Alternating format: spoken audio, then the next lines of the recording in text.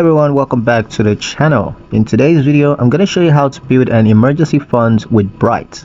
Building an emergency fund is essential to protect yourself from unexpected expenses like car repairs, medical bills, whatever it is. And all you gotta do is start by deciding exactly how much you want to save. A good rule of thumb is to aim for 3 to 6 months worth of essential living expenses. Use Bright to analyze your spending and set a realistic monthly saving goal towards that fund.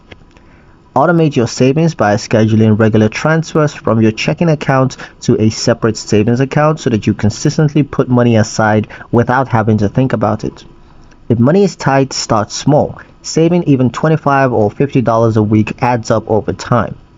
Avoid touching this fund except for essential emergencies, and keep it easily accessible but separate from your everyday spending money. With patience and persistence, your emergency funds will grow into a financial safety net that gives you peace of mind. And that's pretty much it for the video, guys. Hope you liked it. Hope you found the information here useful enough. If you did, like the video, subscribe to the channel, and ring that notification bell so you never miss another update in the future.